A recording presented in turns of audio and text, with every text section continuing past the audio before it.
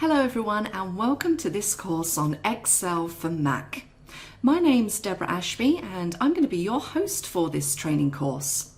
And my background is in IT training, so I've been an IT trainer for 11 years, but I've been working with Microsoft products for roughly 25 years, which is a pretty long time, so hopefully that qualifies me to be sitting in front of you today. And I think, like most people coming to this course, I have historically always been a PC user. So I'm very familiar with how all of the Microsoft applications, so Word, Excel, PowerPoint, etc., function within a PC or Windows environment. Now, about 8 years or so ago, I got myself my first Apple Mac. And I can tell you from experience, it was quite a change. There are lots of things that I struggled with at first, mainly relating to the different ways that you move around the applications when you're using a Mac as opposed to a Windows PC. But now, 8 years later, I have found myself very easily getting used to it, and I can now use the Microsoft applications on either a PC or a Mac. So that is a great skill set to be able to have. It makes you very flexible when working in different systems. Now, as I mentioned, traditionally, Microsoft applications have been used on a PC. And I will say that when you come to use them on a Mac, you will see a lot of differences. And one of the biggest differences is that you don't necessarily have quite as much functionality when you're using an application like Excel on a Mac. That has improved greatly over the years, particularly with the latest release of Excel for Mac. There aren't too many things that you can't do in this version as opposed to if you were using it on a PC. Now, in this course, we will be concentrating specifically on the latest version of Excel. And that's where I want to start out just here, and that is just explaining the options that you have when it comes to downloading the latest version of Excel onto your Mac. Now you can see here the page that I have up. It's just one of the Microsoft pages. If you jump onto Google and just search for Excel for Mac, this is the top link that you will get, and it will take you to a page where you can access Excel for Mac in two different ways. The first option you have is to buy Excel for Mac outright. So that's kind of the traditional way that we've always purchased our software. You jump into a site like this, you click on the Buy Now option, and for a fee, you can download that application onto your Mac and you can utilize that, but only on one Mac. It also means that if Microsoft make any updates to the software, you're not going to receive those unless you purchase an updated version. Now, over the last few years, something that's come about quite a lot is Office 365.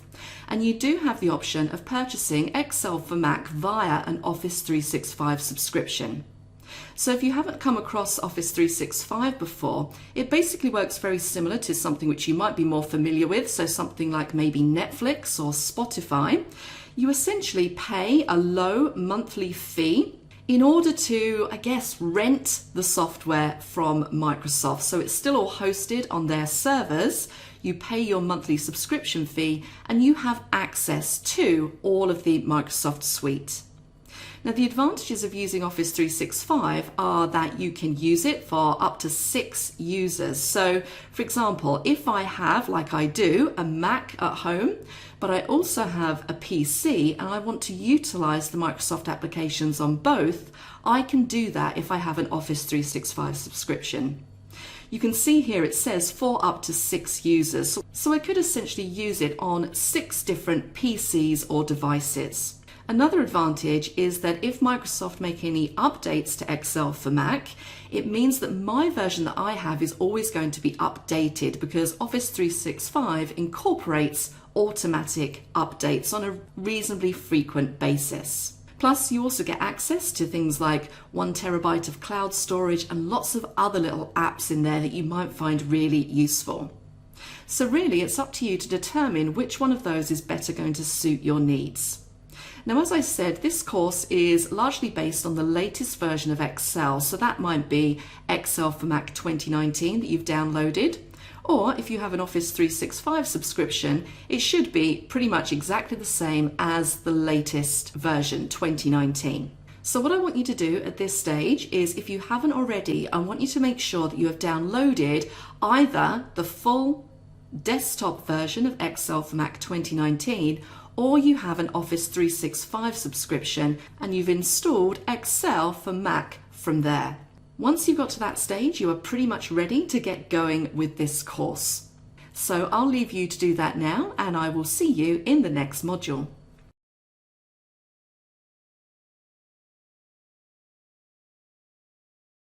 Hello again and welcome back to our course on Excel for Mac 2019. In this module, I'm just going to talk briefly about the differences you'll find between the PC and the Mac version of Excel. Now, the Windows version of the Microsoft Office suite has always really been the gold standard for Office applications as far as features are concerned. But Office does exist on other platforms like the Mac, but those versions are missing a few products and features. So what I'm essentially saying is that if you're used to using Excel on a Windows PC and you're coming across to the Mac version, you may find that the breadth of functionality you're used to isn't available. Now, saying that, there have been a lot of improvements that have been made to Excel for Mac, particularly in the last version that was released, bringing it in line with the PC version. So things like long overdue features like collaborative real-time editing, auto-saving of documents in the cloud. Now, having said that, there were some improvements that were made, in particular in the last version of Excel for Mac. So that version brought in some long overdue features like collaborative real-time editing and also auto-saving of documents in the cloud, amongst a few other things. But you will find that there are still some features that you may miss out on when using the Mac version. So, what exactly is missing? Now, you can see here on the screen, I've pulled up both versions of Excel. So on the left, we have the current Mac version. And because I've minimized this window slightly, made it a bit narrower, you'll see that some of those commands are kind of squished up a little bit. And then on the right-hand side, I have open the Office 365 online version of Excel, just so you can get an idea of the differences between look and feel. And honestly, there isn't really too much of a difference between the way it looks. You're also very fortunate that Excel is really the Microsoft application where the missing features are minimal. There are a lot more missing features in some of the other Microsoft applications like Outlook and PowerPoint. And what you'll also find is that there are a couple of features that aren't entirely missing, but they're possibly not quite up to their Windows counterparts, don't function the same or don't function as extensively. So I'm just going to highlight a couple of the most important things that are missing. So the first one is Visual Basic Integration. So Visual Basic Integration essentially lets you record and use and edit macros to automate tasks. Now, macros are supported, but not in as full a way as they are in Windows. So you may find if you're trying to do a complex macro or edit a complex macro using VBA, you may run into a few limitations. Another thing is pivot charts. Now, in Excel for Mac 2019, it does fully support pivot tables, but its support of pivot charts has been somewhat lacking in previous versions. Now, there was an update in 2016 which brought them more in line with the Windows version, but you may still find that some charting utilities are missing. Now, really, those are the two big ones, the VBA integration and the pivot charts. You should find that you are able to do pretty much most other things that you would be able to do in the Windows version.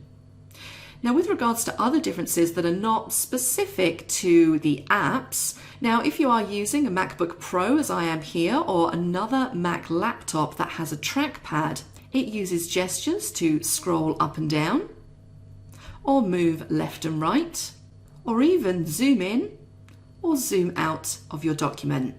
Now, as I'm doing that final one there, the zoom in and zoom out, I'm actually doing a pinching motion on my trackpad. So again, that differs from other mouse control methods you might have used previously to zoom in and out of your document.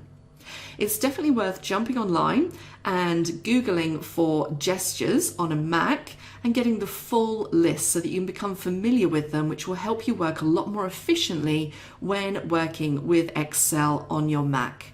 Now, as I mentioned at the beginning, the general overall look and feel when you're using the applications is virtually the same, but there are a few differences. But for the most part, the commands are organized in a very similar way. So you can see here, in one version, we have home, insert, drawer, page layout, formulas, data review, and we pretty much have the exact same setup in the Office 365 Windows version as well. So hopefully that's something that you won't find too difficult to adapt to, as most of the commands have been kept on the same ribbons in the same place. Now, one area where things are a little bit different on the Mac version is when you're jumping into the backstage area.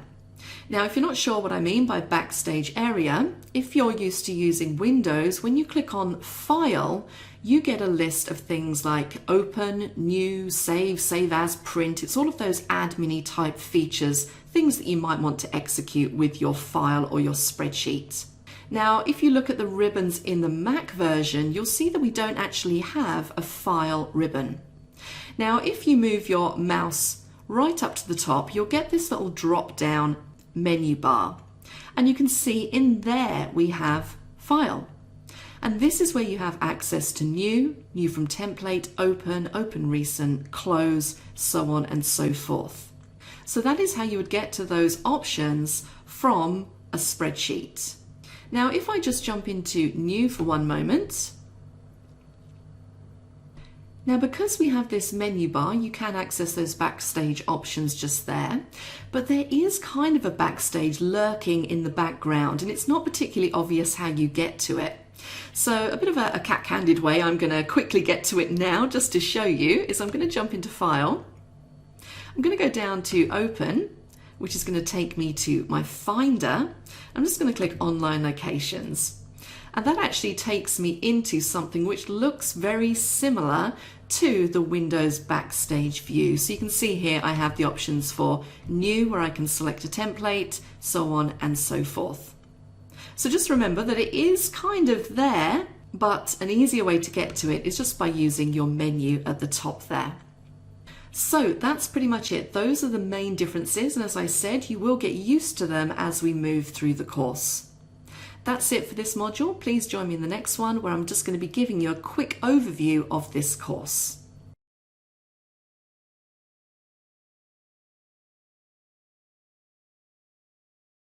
Hello again, and welcome back to our course on Excel for Mac 2019. In this module, I just briefly want to explain to you the course structure and also give you some helpful notes on where you can find the files that you will need. So this course is broken down into sections, and within each section you will find a module. Contained within that module will be a demonstration video where I will go through the various different tutorials for that particular subject.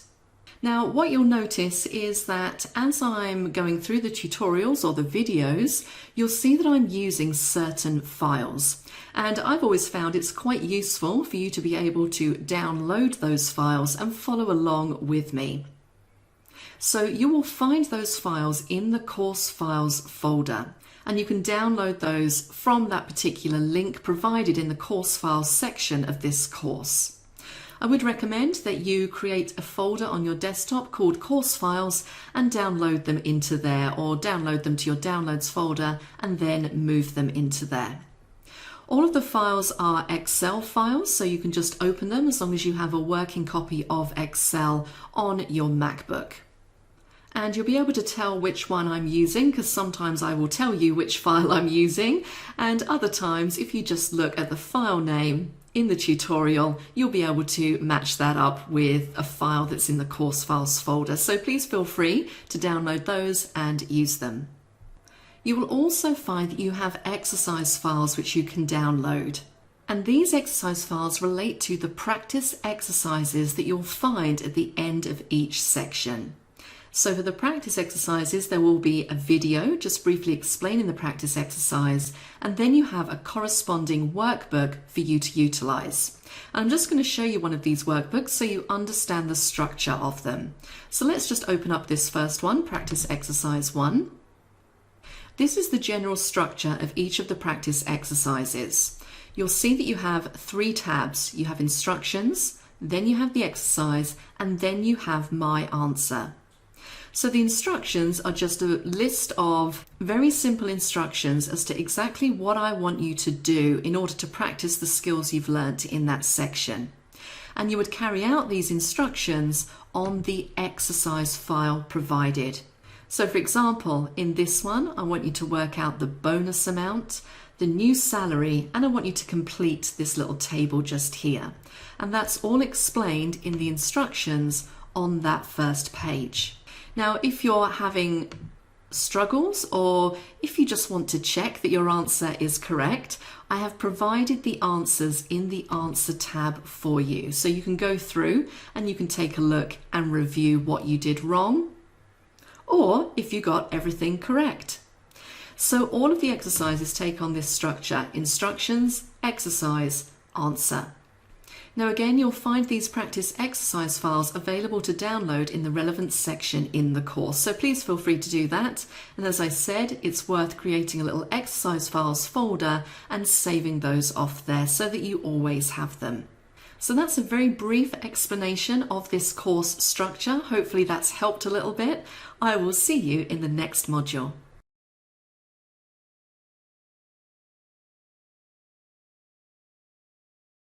Hello again and welcome back to my course on Excel for Mac 2019. This is Deb and I am going to be giving you an overview of the Excel window in this module. So really the only aim of this module is to really just get you familiar with what you're looking at when you open up Excel for the first time, which is exactly what we're going to do right now. So I'm going to go down and I'm going to go to my dock and I'm going to click on Microsoft Excel.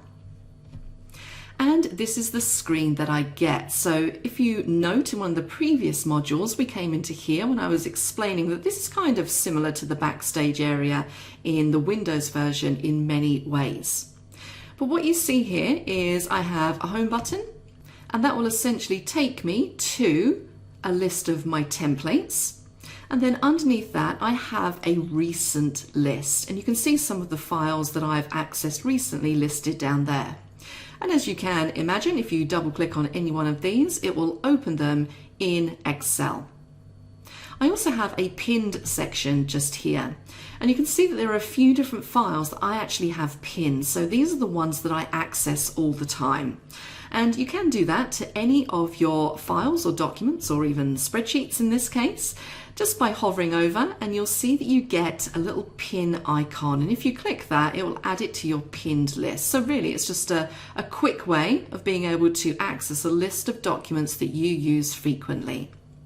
And then finally, we have a shared with me area. And I can see that currently no one's decided to share any files with me. That's okay. But if they did, they would be listed in here. So these are just ways to quickly jump to your most recent, your pinned and your shared files. Now, when it comes to templates, you can see we have a few listed at the top here. So we have a blank workbook. We can take a tour of Excel if we wanted to. If we want to make a list, we have a template for that. We have a totaled list and also track my tasks.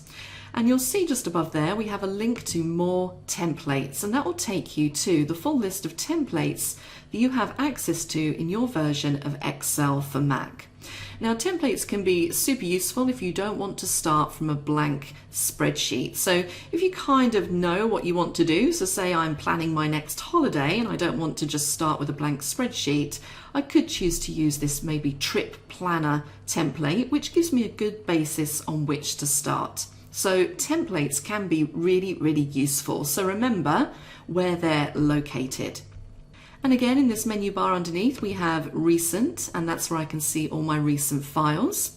Now you can see here that I actually have a little warning symbol over my recent. And I can see that this second file listed just here, that's the one with the warning signal. And what that actually means is that I have this file open in another application. So currently it can't synchronize. And I'm actually fine with that. I'm using this file on a different laptop, so I'm okay with that warning symbol there just for the moment. But just be aware that if you get that little symbol, it means that there is some kind of problem or issue with some of your files.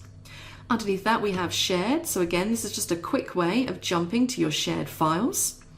And then finally we have the option to open, and this is where you can go in and you can find a file that you have saved on your Mac or in other locations. So very easy to open something as well. Now what we're going to do here is we're just going to open a new blank file. So I'm going to go back to new and I'm going to double click on blank workbook. So this is how it's going to look when you open a new blank workbook. Starting at the top, we have that menu bar which we looked at in an earlier module. If I click on Excel, this is where you'll find things such as your preferences. So this can be a handy area to go to. I would say this is probably akin to file options in the Windows version. So this is where you can go to set some of your preferences or your options, set Excel up exactly how you want it to look. So remember that that is there. You also have in here edit. Now you'll find that a lot of the commands that you can find under this menu system at the top are repeated on the ribbons within Excel. So there are essentially two ways of doing everything. So I could choose to cut something using the edit menu, or I could go to the home ribbon where I have a cut option in there. So you'll find a lot of repeats as you go through these menu items. But definitely worth having a little look through there and just becoming familiar with the kinds of things you can do from the menu system. Now underneath that, in the header bar, if we start over on the left hand side, we kind of have this traffic light system, which if you've never used a Mac before, this will be something that's new to you. Now the red button here, if I just click away, the red button will allow you to close the particular workbook that you're working on. The amber or the yellow will allow you to minimize that file down into your dock, and I can just click back down into my dock to bring that back up.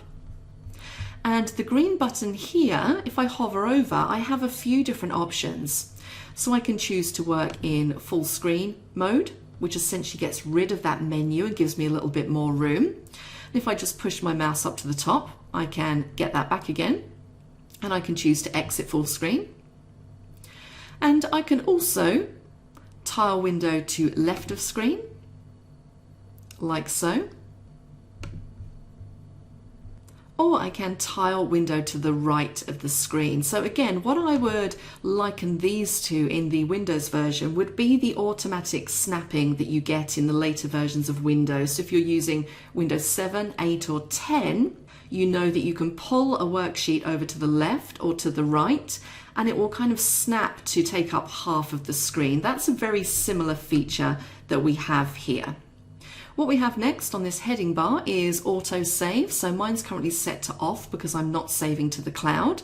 But if you do want to save to the cloud, you can just slide that slider across to turn that on. And then we have the quick access toolbar.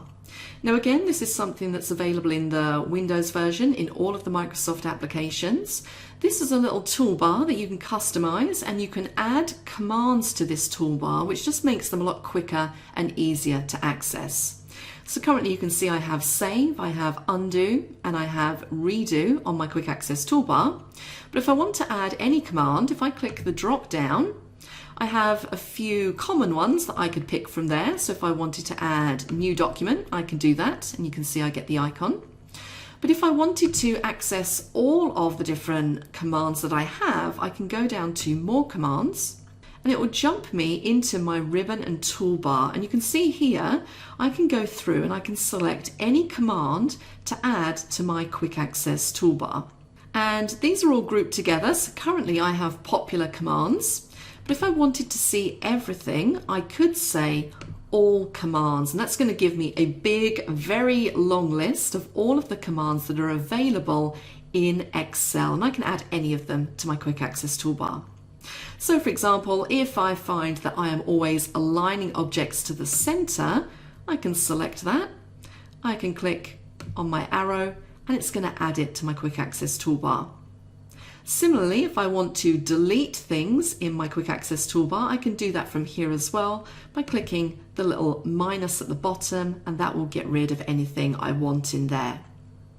I can also reorder by dragging and dropping my commands around. So you can really kind of arrange them how you see fit. Once you're happy with your customizations, just click on Save and Close. And you can see there I now have my new order of commands. So a really useful little feature that I would recommend that you customize with all of the commands that you use most frequently. Moving all the way over to the right hand side, we have a search sheet option. So if you're looking for a particular cell or word or phrase or something like that, you can type that into here. And if you click the drop down, you can choose to search specifically in this sheet, or you can search across the entire workbook, which will be however many sheets you have. There's also an advanced search.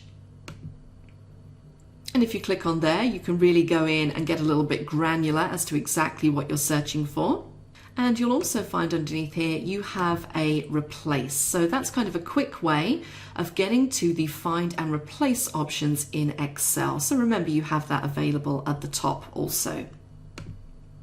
And then finally, underneath this little smiley face, if we click that, that's basically to give feedback to Microsoft. So you can tell them what you like, or you can tell them something that you're not particularly happy with. Now, directly underneath this header bar, we have our ribbon tabs. So home, insert drawer, page layout, so on and so forth. Now again, you should be reasonably familiar with this structure if you're coming from a Windows environment. What you'll find is that on each of these tabs you have commands, and those commands in general are grouped together by type. So I can see here in this first little group I have paste, cut, copy and format painter. So those are all of my editing options.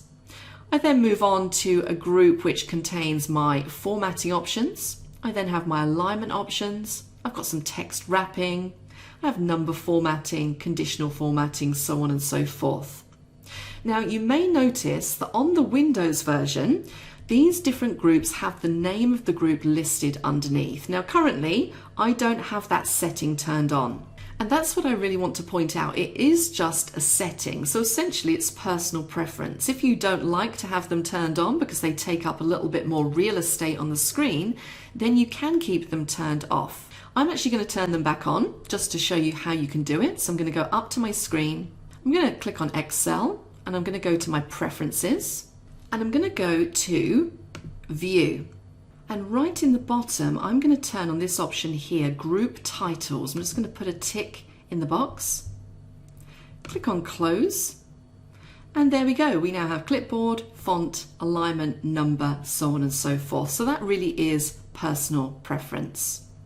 Another thing I'd recommend that you turn on, and I think I already have this turned on, but if we jump back into Preferences and go to View, I would recommend you have function screen tips turned on. So what that essentially means is if I close this down again, if I hover over any of these commands, it's going to give me a little screen tip as to what exactly that command does. So you can see here when I hover over Format Painter, it says copy formatting from one location and apply it to another. So those can be really useful if you're not particularly sure what a command does. Now again, I would recommend that even if you are familiar with the Windows version, you do just very quickly run through these different tabs and just take a look at exactly what options you have on these different ribbons. You should find that they're fairly similar to what you're used to. Underneath the ribbons, we have our name box, and this is standard across Excel in either the Mac or the PC version. I'm going to talk about the name box a lot more in later modules. We then have the formula bar, so as you would expect, this is where you can type in or edit your formulas. We then have the main spreadsheet underneath. So this is where you're going to start entering in your numbers or your text or whatever it is that you're doing. Now, every Excel spreadsheet is a grid structure made up of columns and of rows. And the columns are alphabetized and the rows are numerical. And if you're not familiar with Excel, the way that it works is that if I was referring to this particular cell that I have highlighted, I would refer to it as cell D8. And you can see that confirmed in that name box, D8. So cell references, again, if you're not familiar with them, is a really important basic concept when you're working with Excel in any version. And as I said, more about that in later modules. Moving down to the bottom, this is where we have our worksheet tabs. So currently, because I've just created this, I just have one sheet that says Sheet 1. But I could, if I wanted to, add more sheets. So if I click on the plus, it's going to give me Sheet 2, plus again Sheet 3, so on and so forth. Now this is the standard naming convention given to new sheets, but of course you can change the name of those sheets as well. And this is where, if you're not used to using a Mac, this will be slightly different. If you remember, as I said at the beginning, in order to right-click when you're working with a Mac, if you hold down Control and click your mouse or click your trackpad, that is how you will get your menu. So you can see from here, I could rename this to whatever I want it to say. So I'm going to call it Summary. Okay, so remember, Control, click to bring up that menu. And there's lots of different things I could do with this sheet. I could change the tab color if I wanted to, I can protect it, I can move it, I can copy it, rename it, delete it, so on and so forth. And then finally, right at the bottom, we have what we call the status bar. And what you'll find in here currently is, if we look over to the right hand side, we have our different views. And again, this is the same in the Windows version. So currently I am in normal view, but I also have access to page layout view and page break preview. And again, I'll explain what each of these are as we go through the course. And then finally, we have our zoom slider. So if you need to zoom in, you can just drag that slider up or down. Also, remember what I said at the beginning, you can use gestures. If you're using a trackpad, I can do a pinching gesture to move in or move out, or zoom in and zoom out, I should say. So that is a quick overview of the Excel screen, exactly what it looks like when you open up Excel. In the next module, we're going to talk a little bit about those mouse and trackpad features, so please join me for that.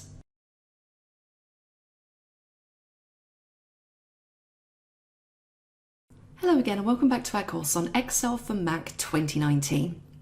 In this module, we're going to talk a little bit about mouse and trackpad features. And what I found as a former PC user is that this is probably the hardest thing to get used to. And as I mentioned before, the thing that you'll probably notice in regards to your Mac mouse is that there is just one button for you to click, as opposed to two, which you would find on a PC mouse. Also, if you're using a MacBook or MacBook Air or some kind of Mac laptop, you have a trackpad. And again, that trackpad doesn't contain any particular buttons, but you use gestures in order to do certain things, such as click, move around the screen, or maybe zoom in and zoom out.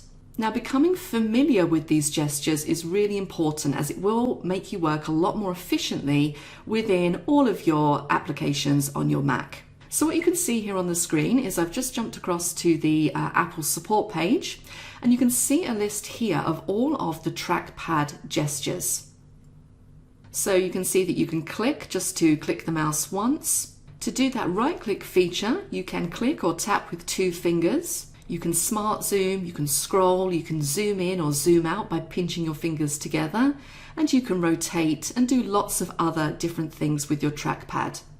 So it's worth having a little look through these and having a little practice so that you become familiar, particularly with the ones that you're going to utilize most often. So maybe the clicking and also the zooming in and zooming out. If I scroll down a little bit further, you'll see that we have mouse gestures. Now, some of these are defined by what you have set in system preferences. So as a default, if you'd never used your Mac laptop before or your Mac mouse, when you right click on the right side of the mouse, it's not going to necessarily give you the right click menu. You can, however, set this up in system preferences, which I will show you in a moment. So again, have a little look through the mouse gestures and make yourself familiar with them if you are using a mouse. So let's now jump into system preferences. I'm going to go down to my dock, and you'll see here that you have 2 options that you can go into. You have trackpad and you have mouse. So let's go into mouse. Now, I currently don't have a mouse connected, so I'm going to double click on trackpad. And you can see here it shows you all of those gestures, and you can select which ones you want to turn on or turn off. So I can also go across to my scroll and zoom, and I have all of my gestures just there. And as I hover over, you get a little video demonstration, which is really useful. So you can see how to position your hand on the trackpad and how to get that gesture to work. And finally, we have our point and click options. So again, if I hover over this one, it's going to show me exactly what I need to do to activate that. So again, go in there and set it up exactly how you want it to perform. And if you are using a mouse, I would suggest that you go into the mouse settings and do the same over there as well. So that's it on mouse and trackpad features. We will be utilizing these as we go through the course. That's the end of this section. I will see you in the next one.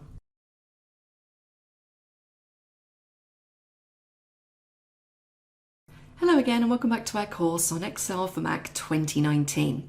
In this module, we're going to be diving into that backstage view again, and we're going to be creating a new file from scratch, and we're going to save it into a specific location. Now, as I mentioned in a previous module, if you push your mouse all the way up to the top of the screen, you'll get that menu system appear. So what I'm going to do is I'm going to go into File, and I'm going to select New from Template. And this takes me into that kind of backstage style area, and this is where I have access to create a new blank workbook, as I currently have highlighted, or select a template to work from. Now in this particular example, we're just going to create a new blank workbook and we're going to save it locally. So this is all fairly straightforward. I'm going to double click on blank workbook, and there I go. I have my new blank workbook appear on the screen. Now you'll see currently, if you look in the heading bar, it just says Book 6. So that's the standard naming convention if you just create a new document before you've saved it. So what we're going to do now is we're going to save this into a location. I'm going to push my mouse all the way up to the top of the screen. I'm going to go to File and I'm going to say Save As. And this will open up the Finder, which again, if you're new to Mac, this is like File Explorer in Windows. It's where you'll find all your folders, all of your drives, all of your save locations. Now what I'm going to do is I'm going to jump across to my Documents folder. I'm going to click on my Excel for Mac folder, and I'm actually going to create a new folder by clicking on this New Folder button in the bottom corner. And I'm going to call it Demo Files. And I'm going to say Create. I'm now ready to save my workbook with a new name. So I'm going to double click where it says Book 6, and I'm going to call this Demo 1.xlsx and click on Save. And there we go. You can now see that my title has changed in that title bar, and it says that I've saved it to my Mac. So I'm now going to close this file down. So again, I'm going to push my mouse to the top of the screen and I'm going to click on the red cross in that little traffic light system area. What I'm now going to do is reopen that file, but I'm going to reopen it from my recent documents. So again, push my mouse up to the top of the screen. I'm going to click on File, and you see I have an option just here for Open Recent, and I can go in and just click to reopen that file again.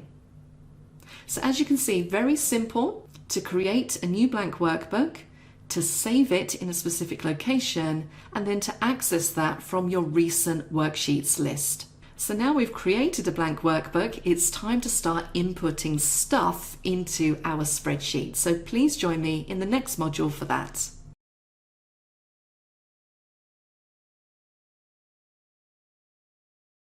Hello again and welcome back to our course on Excel for Mac 2019. In this module, we're going to start entering some text and numbers into our worksheet. Now, when it comes to adding content into cells, you can do this in several different ways. You can type directly into a cell. You can type up in the formula bar. You can copy and paste content from a different workbook or worksheet. Or you can let autofill complete certain patterns for you. So let's explore each of those options. Currently, I'm clicked in cell A1. You can see that it's highlighted, and you can also see in that name box it says A1. So what I'm going to type in here is a heading. So I'm going to say Sales figures. And I can type that very easily just into that particular cell.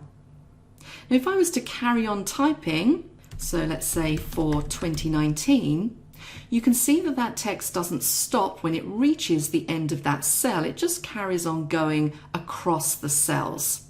It's worth bearing in mind that if you want that text to wrap, so if you want it to kind of wrap round onto a new line once it hits that cell boundary, then you would need to apply text wrapping, which is what you'll find on the home ribbon.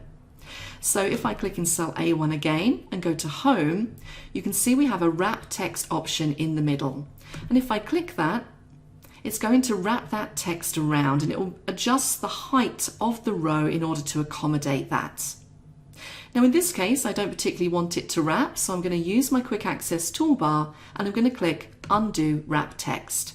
I could also choose at this stage to apply some formatting to this heading. Now, most of the time when it comes to a heading, you want to make it stand out from the rest of your document. So I might want to increase that font size or make it bold or even color the background of the cell. And we're going to take a look at cell formatting in future modules. For now, we're just going to concentrate on inputting text into cells. I'm going to move down a couple of lines by pressing my return key or my enter key. So I'm now in cell A3. And what I might want to do in here is type in my first heading for my data. Now I could go in and just type it into the cell as we did previously. Alternatively, I can click my mouse up here in the formula bar and type it up there. So I could say something like order number and hit enter. So those are two examples of entering text specifically into your spreadsheet. But what spreadsheets are commonly known for is numbers. So how do we enter numbers into a spreadsheet? Well, in a very similar way. I can just go to my cell, so in this case A4, and I can type in the number that I want to use. So let's just say 1, 2, 3, 4, 5 is my first order number. I can press enter. And you'll see that it shifts those numbers across to the right hand side of the cell. And if you're wondering why it does that, that's all related to number formatting. And again, this is something we're going to discuss in more detail in later modules. Now it's also worth noting that you don't have to press the enter key to move to the cell below. You could use your arrow key, your down arrow to move to that cell, and then of course your up arrow to move up. Or you can click using your mouse or trackpad. And I'm going to enter another one, 5, 6, 7, 8, 9, press enter, and there we go. So very straightforward, just to enter in text and numbers. Now, as I mentioned, you can also copy and paste content in from other worksheets. So that's what we're going to do now. Now I'm going to go down to my doc, and I actually have another Excel worksheet that I'm going to take data from. Now if I click my mouse, or in my case my trackpad, and hold it, you'll see that I'll get a list of all other Excel files that I have open. And you can see I have one called orders. So I'm just going to click it to switch to that particular worksheet. And you can see here I have a whole other host of data. And what I'm going to do is I'm actually going to take these headings. So I'm going to click my mouse and I'm going to drag across to highlight those headings, and I'm going to copy them and paste them into my new worksheet. Now again, when it comes to copying and pasting, there are a few different ways that you can do this. You can press Ctrl+C on your keyboard. Alternatively, you can use the home ribbon and you can see you have a copy option just here. So if I click copy, I get those dotted lines around my selection, which means it's been copied to the clipboard. I can now jump back by clicking on Excel in the dock to go back to my demo file. I can click in the cell B3 and do a Ctrl+V to paste, or I can select the paste icon on the home ribbon. And you can see that that's pasted those in. What you'll also see here is I get some paste options, this little pop-up that comes up, which will allow me to specify what kind of formatting I want. So the formatting on these headings from the source document is different to the formatting I currently have in this document. So I can choose if I want to keep the source formatting, use the destination formatting, match the destination formatting, so on and so forth. And there we go, we have perfectly copied data. Now I am going to go into more detail on copying and pasting in later modules, but the final thing I want to show you in here is that fourth thing that I mentioned, and that is letting autofill complete patterns for you. Now it's worth understanding that in Excel there are certain patterns that Excel recognizes. For example, days of the week, Monday, Tuesday, Wednesday, Thursday, Friday, Saturday, Sunday, and also months of the year would be two examples of patterns that Excel recognizes. So if I was to type in Jan just here, what I could do is if I wanted to fill down or complete the rest of the months of the year, instead of typing them, I can utilize autofill. And you'll see that in the corner of this current selection, I have a little green square. If I hover over that until I get a tiny black cross, when I click and drag my mouse down, you'll see what it's going to fill in as I drag down. So it recognizes that these are the months of the year. If I drag down to December and let go, it's going to automatically fill those for me. The same thing if I was doing days of the week. I can do exactly the same thing, hover over and drag down and let go.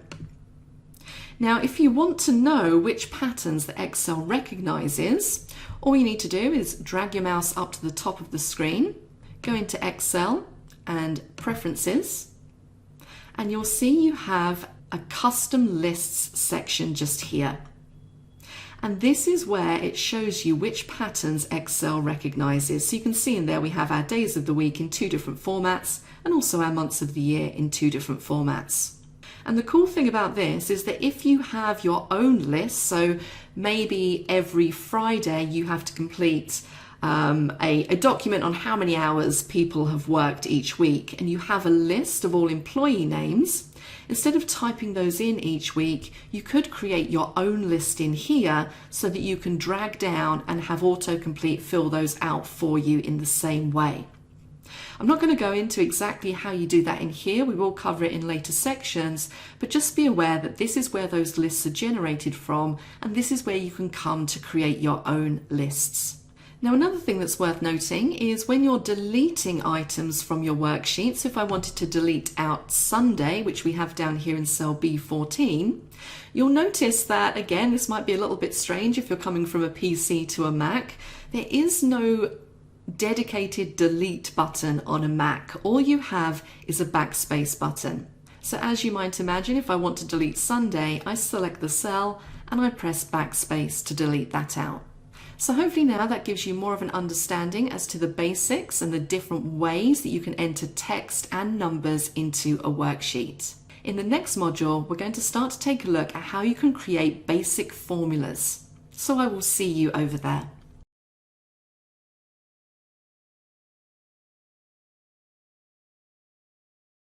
Hello again and welcome back to our course on Excel for Mac 2019. In this module, we're going to start to take a look at creating basic formulas, and formulas are really the backbone of Excel. It's what it's known for, and it's a very powerful feature. So understanding how you can construct formulas is a really important part of learning how to use Excel. Now, again, if you're not familiar with the term formulas, what a formula is in Excel is something that performs a calculation, and that calculation can be from the very simple, so maybe just adding up a set of numbers, to the very complex. And you'll often hear the term formulas and also the term functions. And sometimes I find people struggle to kind of know what the difference is between those two things. So a formula is made up of one or more functions in order to execute a specific calculation. And there are 5 basic commonly used formulas, and these are the ones that you'll probably find yourself reaching for most of the time. Now, it's worth jumping straight across to the formulas ribbon. So let's click on formulas, and you'll see here we have a functions library. And this is where you'll find all of the functions organized by category that you can use in a formula. And as I said, there are 5 basic ones. There's sum, average, min, max, and count. And I'm going to show you how you can use all of these and exactly what they do. But the first thing you need to be aware of is where the functions are located and how you can access them. So as I said, up here we have a functions library where you'll find all your functions organized into categories. So it really depends what you're trying to do. So if I'm looking to manipulate the text using some kind of formula made up of functions, I can click on the text drop down and it gives me all of the functions that I can use in my formula. If I click on logical, you'll see all of the functions that I can use in logical formulas. You also have a recently used drop down here, so you'll probably find that things like sum and average, you'll find those in here because, as I said, those are the ones that people reach for the most often, and in my case that is definitely very true. So how do we go about constructing a formula? Well, the example I'm going to use here is we have a table of data. So this is a list of order numbers, the date of the order, the amount, the name, and also the state that the order came from.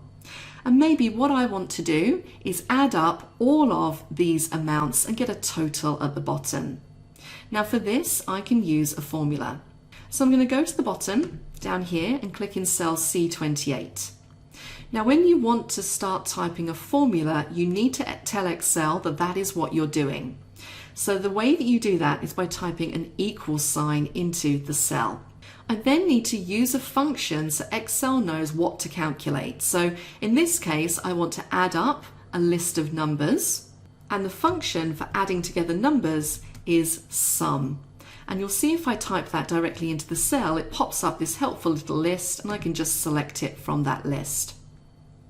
As soon as I select it, Excel puts in a parentheses or a bracket for me. And brackets are really, really important. And again, in the next module, I'll explain to you why they are so important. But it will also give you a little bit of help as to what Excel requires you to type in next. So you can see underneath, it has number 1 highlighted in bold. So it's basically asking you, what numbers do you want me to calculate? So all you need to do is go in and select your numbers. So for this, I can click and I can drag down because I want to add up the cell range C4 to C26. And again, that colon in the middle denotes a 2, so C4 to C26. That's all I want to add up, so all I need to do is close my parentheses. You must always close off any opened parentheses for the formula to work. I can then press enter, and there I get my total. So with that, we have created our very first formula, and you can see if I click on it again and look up in the formula bar, I can see what that formula is, and if I needed to make any edits, I could go in and I could change these cell references or even change the function. So let me do that. What about if I wanted to have an average of these numbers as opposed to adding them up?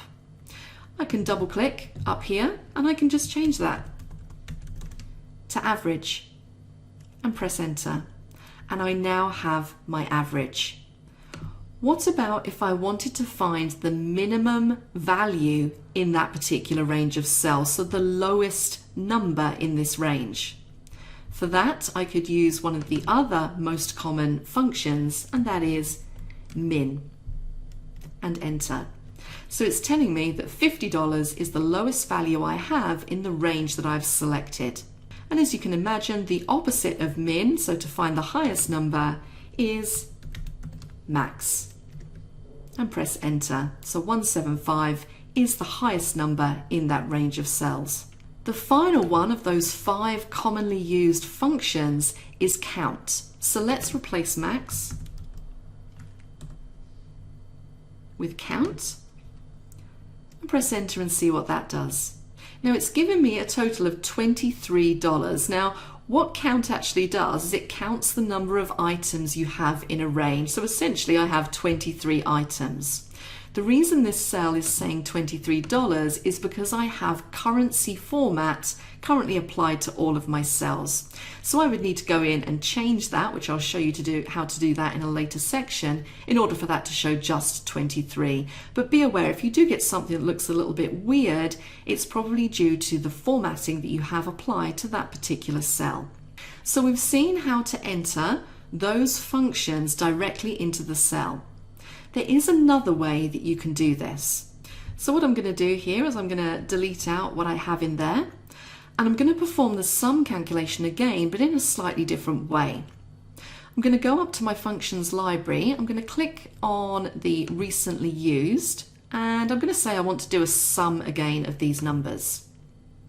So if I select my function from the functions library, as opposed to just typing it into the cell, what I get in the right hand side is a formula builder pane. And this essentially allows me to do exactly the same thing, but I found that some people, particularly when they're first learning how to construct formulas, find the pane a little bit easier to use. So you can see here we have exactly the same thing. It says number 1, and it's made a selection for me. So it's looked above where I'm clicked, seen that there's numbers there, and it's added in the cell range C4 to C27. And you can see that cell range highlighted in blue on the spreadsheet. Now I can see that that isn't quite correct because it's including a blank cell at the bottom, C27.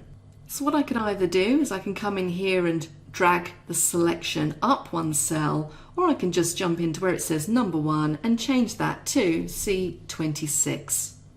Press enter, and I get my result again. So it's basically exactly the same as typing it in, but sometimes it can be useful to use that pane instead.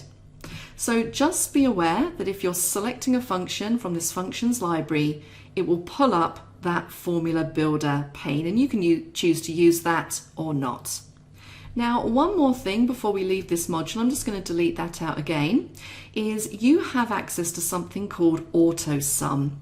And again, this is in the functions library. You can see it just here, and there is a drop down arrow next to that, and what you'll see is those 5 most common functions listed here, and you could select a different function if you wanted to.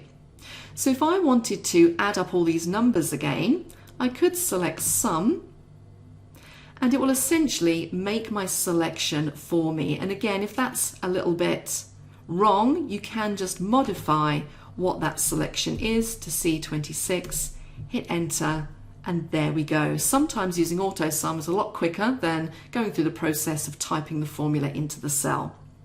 So be aware that that option is available as well. Hopefully that's given you a very basic understanding of what you need to do in order to construct a formula, and some of those most basic functions that will help you do things like add numbers together, find the average, find the lowest, the highest, and also count the number of items.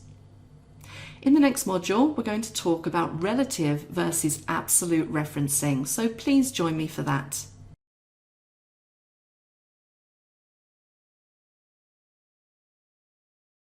Hello again, and welcome back to our course on Excel for Mac 2019. In this module, I'm going to speak to you about a really important concept that you need to get your head around when you're working in Excel, and that is relative versus absolute referencing. Now, the best way for me to explain this to you is really just to show you an example of both. So we're going to start out with relative referencing. Now, relative referencing is the default in Excel. So what do we mean by relative referencing? Well, let's take a look at this example that we have here. So I have a list of employee names, I have their departments, their hire dates, their years of service, their salary, and then we have a column that says increase. So all of these lucky people are going to get an increase in their salary. And what I first want to do is I want to input what their new salary is going to be in column G. So this is a reasonably straightforward calculation. We've seen those basic calculations that we can do. So all I want to do is do a very simple sum calculation where I add up the data in E2 and the data in F2. So we're going to start out with equals, and we're going to say sum. I'm going to open my parentheses, and what I'm going to do is I'm going to say we want to add E2 plus F2 and close my parentheses. So very, very simple and straightforward. I'm going to hit my enter key. And there we go, I get my total. And if I just do a quick visual check, I can see that yes, that is correct. Now I need to do the same for all of the other employees. So I could go through and repeat that method for each of the employees, but that is quite time consuming. A much quicker way is to click on this calculation in G2 and use that autofill handle. So if you remember, we looked at this previously. You can also use it for when you want to copy down formulas. So I essentially want the same formula to apply in each of these cells. So I'm going to grab that little green square in the bottom right hand corner until I get that small black cross, and I'm going to just drag down.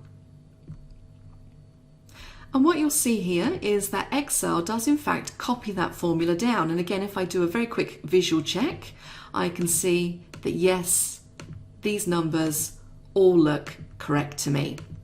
So how is that working? Let's look at the formula that we have in G3. And if we glance up into the formula bar, you can see it says equals sum E3 plus F3. So I can see that this is adding E3 and F3. In the next total down, the total that we have in G4, I can see that this is adding E4 and F4, these two cells just here. So as I've copied it down, Excel knows that it has to adjust those cell references based on the fact that I'm moving down a row each time. That is what we call relative referencing. And as I said, this is the default in Excel. Now, what if we have a slightly different situation? So I'm actually going to delete out all of these figures that we just added. So what if I input over here 2.2%? So instead of a fixed number of increase, everybody is going to get an increase of 2.2%. So how are we going to do that? So I'm going to do this calculation to work out the increase when we're increasing the salary by 2.2%.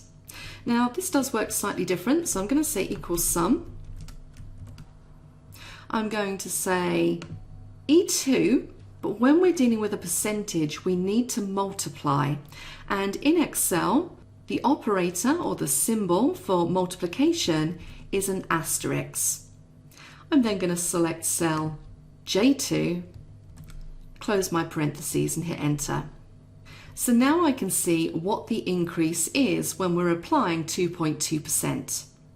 So I'm going to do exactly what I did previously, and I'm going to drag this fill handle down to fill in the rest. And we have zeros. So why has this not worked in the same way? Well, let's look at this second one and see what Excel is trying to do. I can see here it says E3 multiplied by J3. So E3 is this cell here, that's okay. But where's J3? J3 is just here, and it's a blank cell. I suspect I'm going to find exactly the same if I pick a random one from this list. So this one just here, it says E7 multiplied by J7. So it's doing E7 and it's multiplying it by J7, which is also blank. And that's because when you drag a formula down, by default, Excel will perform relative referencing. It's going to assume that you want it to move the cell references down as you drag. And that is perfectly fine when we're using the salary, but not fine when we want to always refer to this specific cell.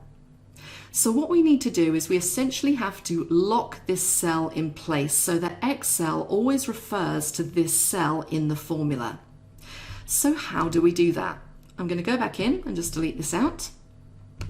We're going to say equals sum. I'm going to select E2. I'm going to multiply, and I'm going to select J2, but I need to add something else which will make it absolute or locked. And to lock a cell, you add dollar signs in front of the row and the column. So you could go in manually and add those dollar signs, or you can press the F4 key on your keyboard to automatically put those in. Now again, on a Mac, you might have to hold down the function button and press F4 for that to work. So now you can see I have $J, $2, and that essentially locks that formula or locks that cell in place. I can now close my parentheses, press enter, and now when I drag this formula down, I should find I get the correct results. And again, if we just look at one of these randomly, I can see here it says E7 multiplied by J2. So it's always referring to this particular cell. That is called absolute referencing, and that is the difference between absolute and relative. Now before we move on, just to finish off this spreadsheet, I now need to calculate the new salary. So that is going to be a straightforward calculation of salary plus increase. So equals sum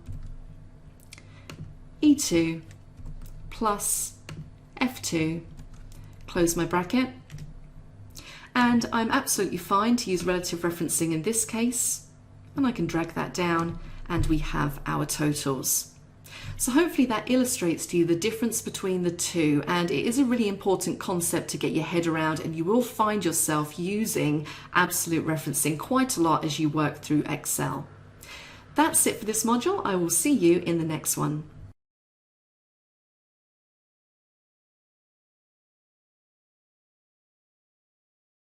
Hello again and welcome back to our course on Excel for Mac 2019.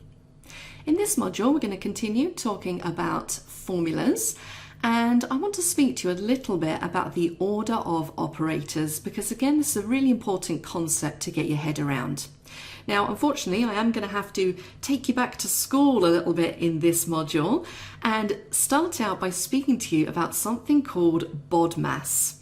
And you can see I've got it listed out across my spreadsheet. And this may be something that you remember from school. I certainly do. I remember the teacher writing this up on the chalkboard, which gives you an idea of my age. We were still using chalkboards. And these operators are used to determine the order in which the formula is calculated. So you can see here we have brackets, over, division, multiplication, addition, subtraction. And you can see underneath I have the symbols that you use in Excel if you want to use one of those in a calculation. So what this essentially means is that Excel will calculate anything that you put within brackets first.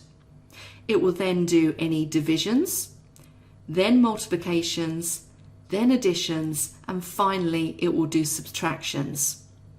So why does this matter? I'm going to show you a very, very simple example. If I was to type into this cell equals 10 plus 6 divided by 2. Now, in my mind, the answer I'm looking for here is 8. I wanted to do 10 plus 6, which will be 16, and then I want it to divide by 2, which will give me 8. If I press enter, however, Excel gives me an answer of 13.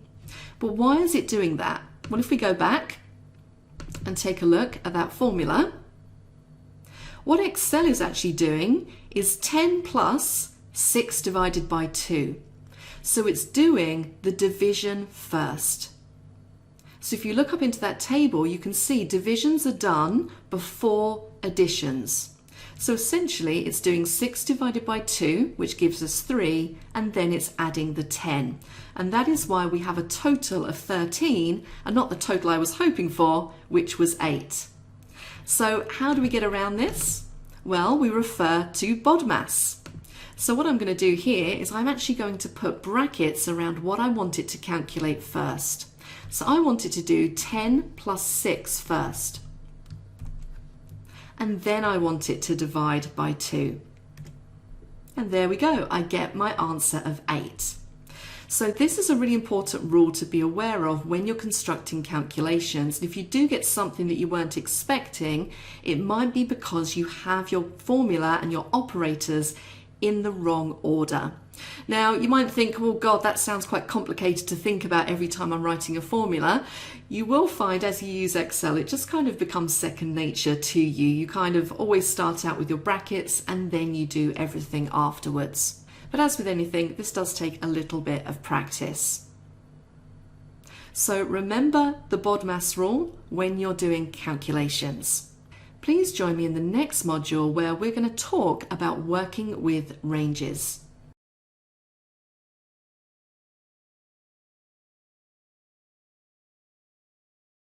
Hello everyone and welcome back to our course on Excel for Mac 2019.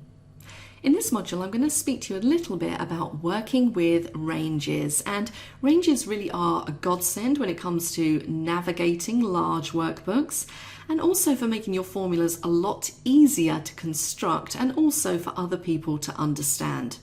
So I'm going to show you a couple of examples of ranges and how you can use them. Now, a range essentially at its most basic is just a group of cells. So if I was to highlight these cells just here, that essentially is a range of cells. Now, cell ranges don't necessarily have to be cells that are next to each other or contiguous as we call them. They can be cells that are non-contiguous or not next to each other. So if I wanted to select random cells, I could hold down my Command key and click, and that could also be considered a range of cells. Now you might think to yourself, well, that's all well and good, but how is this particularly useful? Well, the first way that it's useful is that you can name your ranges. So let's start out by doing that. I'm going to select all of these totals just here, or all of these amounts I should say, and I'm going to name this range. And it's very simple to name a range of cells. You just go to this name box, which is to the left of the formula bar, and you'll see as I hover over, I get that little screen tip that says name box. I click in here and I type what I want that range to be called. So I'm going to say amount. Now, if I wanted to use two words, so maybe amount dollars, I could do that also, but I need to make sure I have no spaces in that named range. So I could make it all one word. Alternatively, I might want to do something like use an underscore, like so. Once you've given it a name, press your Enter key just to set that name. So now this group of cells is referred to as amount dollars. Now, one way that this is useful is if I was on another worksheet, so I'm just going to add a new worksheet and pretend I'm working somewhere over here. If I wanted to jump back to that particular range of cells, all I need to do is go back to the name box, click the drop down and select amount dollars, and it's going to jump me directly back to that place. That's pretty useful if you have lots and lots and lots of worksheets that you constantly need to navigate around. It makes it very quick and simple for you to find things. Now, the other really useful thing when it comes to using ranges is that you can use them in calculations. So again, if I wanted to do a sum calculation, so add up all of these numbers, because I have them in a range name, all I need to do is say equals sum. And instead of selecting that range, I can just start to type the range name, and you can see Excel brings that up for me, amount dollars, and it selects it. I close my parentheses, hit enter, and it gives me my sum. Now instantly, for somebody else looking at this worksheet, that makes it a lot easier for other people to be able to tell exactly what you're calculating. Because instead of just a random range, so C4 to C26, which isn't very meaningful, other people can see, okay, it's calculating the amount in dollars. Now, another way that you can utilize named ranges is if I try and do an average of that same group of numbers, instead of starting to type, because remember, sometimes, particularly if you have a lot of ranges named in your worksheet, you might not be able to recall what each one is called. So a quick way of bringing them up is to press the F3 key on your keyboard, so function F3 on the Mac, and it will bring up any named ranges that you have in your workbook. So again, I can select this, click on OK, close my parentheses, and away I go. Now I could do something very similar for order numbers. So if I select all of the order numbers and give this range a name, so I'm going to say orders and press enter. Now if I want to find the minimum order, again I can do exactly the same thing. I can type it in and select it from the list, and that's showing me the minimum order number. Or if I want to find the max, I can press the F3 key, select orders, click OK, and there we go. So ranges are an excellent way of making you more efficient when you're working in Excel and making your worksheets a lot more meaningful and readable to other people. And just for your reference, once you start creating named ranges, if you go across to the Formulas ribbon, you'll see in here you have a group called Defined Names. And if I click the drop down, I have two options. Now I could utilize these to create named ranges. So for example, if I take this state column and I'm going to include the heading here, I could say create from selection. And it's asking me, what do you want this range to be called? Do you want me to take the information from the top row?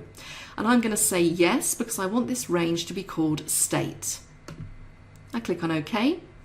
And now if I look in my drop down here, you can see that I now have a named range called state. And if I want to look at all the named ranges and maybe edit some of them, I can jump up to this define name and go into define name again. And it's going to show me all the names I've defined in my workbook. And it shows me that range of cells that they apply to. So I can go in and I can make some changes to this if I desire. So hopefully that gives you an idea of how you can create named ranges and how you can utilize them for navigation and for ease of calculation. That's it for this module. In the next module, I'm going to set you practice exercise 1. So I will see you over there.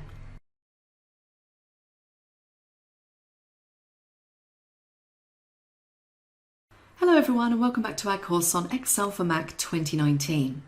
It's time for our first practice exercise, and the idea of these practice exercises is really just to test certain elements of what you've learned throughout this section.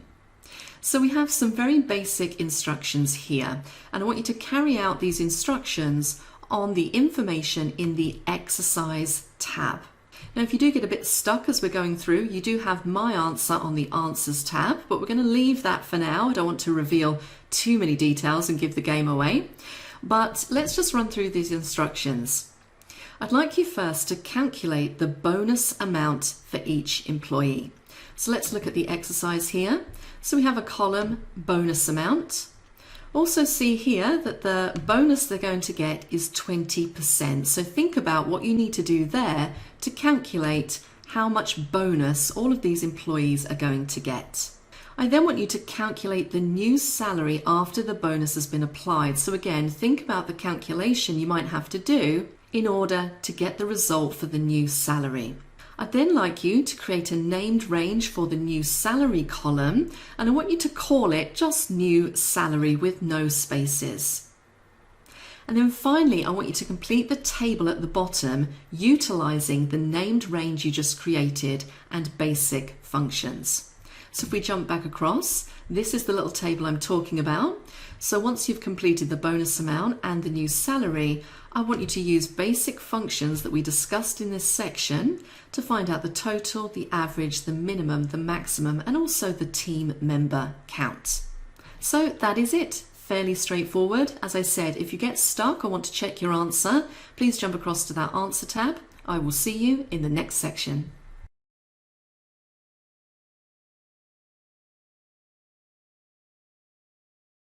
Hello again, and welcome back to our course on Excel for Mac 2019.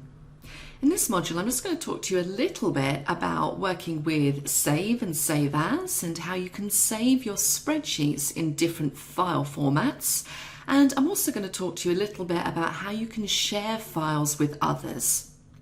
So on the screen here we have our Demo 1 spreadsheet open, and the first thing I'm going to do is I'm just going to go into my Save As options. Now remember, if you want to access anything like that, if you go up to the menu system at the top of the screen, click on File and jump down to Save As. And this will open up that Save As dialog box. So on the left we have locations where we can save our spreadsheet. And you can see in the middle there the current folder that I'm in, which is Demo Files. And it's just showing a bit grayed out other files that I have contained within that folder. And these are grayed out at the moment because I'm saving the current document. If I was opening a document, then I would be able to click on these. Now it's worth noting that when you are saving a file in Excel, the default file extension that file is given is .xlsx, and you can see that listed up there in that Save As field. If you look just below that in this file format drop down, you can also see the current file extension that you have. Now if we click the drop down just here, we have a whole host of file extensions that we can save this as. And it really depends how you want to work with this file as to which one you choose. Now the default, and the one that is going to suit you most of the time, is XLSX. But if you wanted to maybe save this as an Excel template, so if it's something that you wanted to reuse over and over again, you can save it as a template. You can save as an older version of an Excel file, so that's particularly good if you're going to share this file with somebody else and maybe they have a much older version of Excel than you do, then you can save it and it will essentially save it in compatibility mode. So any features from later versions, which this particular version of Excel, so 97 to 2004, doesn't have, will essentially be disabled. But it means that they can still open, view and work on that file within the bounds of their own system. You can also do things, if we move down to this specialty format section, you can also do things like save the spreadsheet as a comma separated values file, so a .csv, or even a .txt or a text file. So if you don't want any formatting at all, you could save it as a text file. And one that's very common that people use is PDF. So if you want to make it so that people have a harder time of editing, and I say harder time because there are many tools out there now which can almost crack PDF files, but in general, if you just want to make sure that people don't make any changes to it or don't make any changes to it accidentally, a PDF file is always a good option. Now in this case, I'm going to keep it as a .xlsx file, but I am just going to rename it. So I'm going to save it as Demo 2. Now what it means is that I'm still going to have Demo 1. It's not overwriting it, it's just going to save a new copy and it's going to save it as Demo 2. So if I wanted to go back to Demo 1, I could still do that. I do still have the file. I'm not overwriting it or deleting it by doing this. And I'm going to click on Save. Now currently I'm saving all of my files just locally. I'm just saving them to my Mac. Now if you happen to be using the Office 365 version of Excel for Mac where you are saving into the cloud, so if you have something like OneDrive which comes along with Office 365, you could choose to turn this autosave feature at the top on. Now I have mine off. If I was to turn this on, it means it's going to automatically keep saving that file to the cloud. So that might be an option that you want to turn on. And you also have further save options within your Excel preferences. So let's jump into Excel and let's go to Preferences. And you'll see here at the bottom under Sharing and Privacy, we have Save. So you can come into here and make any changes to those preferences. So just be aware that that is also there. Now, as I mentioned at the beginning, one thing you might want to do is share your spreadsheet with other people. And again, there's a few different ways that you can do this, a few different ways that you can get to those sharing options. The first way is that you can go up to File, and you can see you have a share option in there. And you have three choices. You can share, you can send the workbook, or you can send a PDF. The other way that you can do this, and maybe the easier way, is that if you look over on the right hand side, just at the top here of the ribbon, you have a share button. So let's click on that. And there you go, it says move or copy this workbook to the cloud to share. And you can see mine's kind of scrolling around, it says loading services. Now, as I said, this course is designed for the 2019 standalone version, not really so much towards Office 365, so I don't have anything such as cloud storage listed or attached. But if I did, it would appear underneath there and I could choose to upload it to the cloud, or I can choose to send a copy. And I can say I want to send the Excel workbook, and I can choose to email it as an attachment. So when I click on this, it's going to open up Outlook for me, and it's going to attach this file, and I can then send it to whoever I like just by typing in their email address. I also have a little option just here where I can specify what email package I want to use. So it's recognized that I have Outlook on my laptop. I could also use my Mac mail, I could use AirDrop, I could send it to notes or messages, so on and so forth. So it really depends where you want to send this document to, but just be aware that you do have a couple of options for sharing. That's pretty much all I wanted to cover in this module. In the next module, we're going to be doing another practice exercise, so I will see you for that.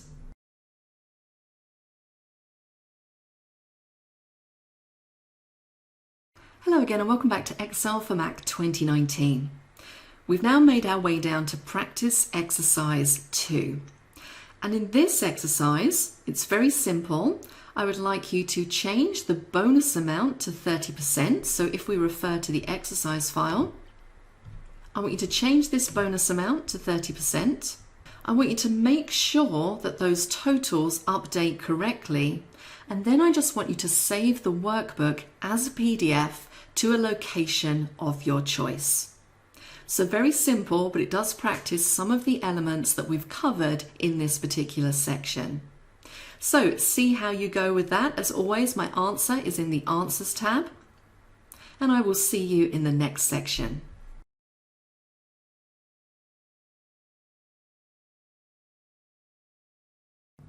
Hello again and welcome back to our course on Excel for Mac 2019.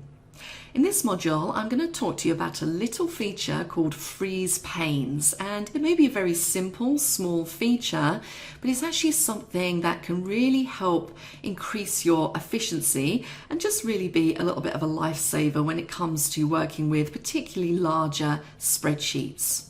Now, if you're not sure what freeze panes is, you'll actually find it on the View ribbon. And if you look in this big group which says Window, you can see you have a Freeze Panes option and a Freeze Top Row option and also a Freeze First Column. So a few different options in there. So what's the difference between all of them and what do they do? Well, I have some data on the screen here and this all looks fine, but if I was to scroll down, you'll see that I lose those headings listed in that first row. Now for some spreadsheets this might be okay, so I mean looking at this I can still kind of tell that this is the date, this is the company, so on and so forth.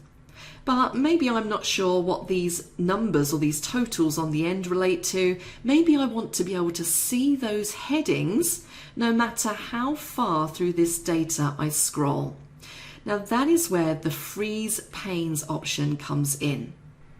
Now, if I click anywhere in my data, it doesn't have to be particularly the row that I want to freeze. If I'm freezing just that top row, I can click anywhere and I can go up to my Freeze Top Row option, like so. And now as I scroll, you'll see that those column headings stay there. So it's much easier for me to understand the data that I'm looking at, regardless of where I am within that data. Now, if I want to unfreeze them, I then have the Unfreeze Panes option, so I can just click that and my data is back to normal. I could also do the same with the first column. So if I had headings running down in my column A and I wanted to freeze them so that when I scrolled across, I could see those headings, I could say Freeze First Column. And you'll now see if I scroll across, it's got that first column frozen. So depending on which way you have your data displayed will determine which one of those options you want to use. And again, I can do Unfreeze Panes. You'll also see we have quite a generalized freeze panes option just here. Now if I click that, that's actually determined by wherever I am clicked in this data. Now because I was clicked in cell C7 when I applied the freeze panes, you can see now if I scroll, it's kind of frozen at that point. So if I scroll up and if I scroll across, it's allowed me to freeze in both directions from where I was clicked. Let me unfreeze those panes again. And now if I click in something like A20 and do freeze panes, you can see I can now scroll up. I can't scroll across because I'm actually clicked in the leftmost hand row.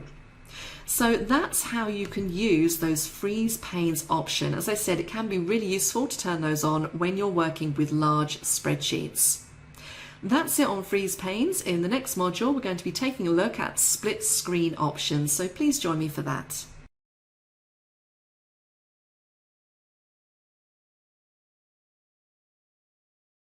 Hello again and welcome back to our course on Excel for Mac 2019. This is a really quick module just to run you through some of the split screen options that you have available.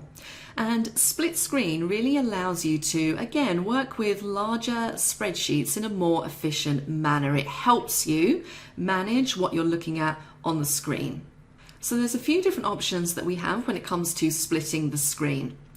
So if I wanted to maybe split this data into two, I could choose to select a row, and I'm just going to select row 14 in this case.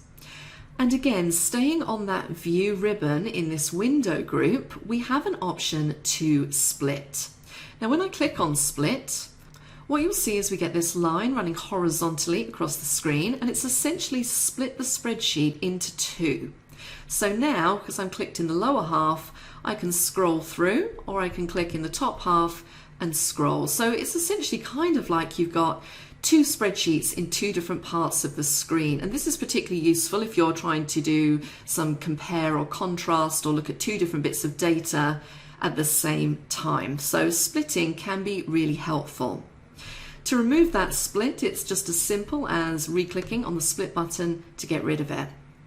I could do the same for columns as well. So if I wanted to split at this column, I can highlight column F, click on split, and now I get a vertical split, and it will allow me to scroll across and compare and contrast the spreadsheet. And click on split again to take that off. Now, one thing you might be used to in the Windows version, and if I just apply a split once more, is what we call synchronized scrolling. Now in the Windows version, when you split a spreadsheet in this way, you can set it up so that as you scroll, both parts of the spreadsheet scroll at the same time. Now that option isn't actually available in Mac, so I wanted you just to be aware of that in case you spent a while hunting around for that little option, looking for where you need to turn that on. It doesn't actually exist, so just be aware of that. So that's really it when it comes to splitting your screen. In the next module, we're going to look at how you can arrange windows. So please join me for that.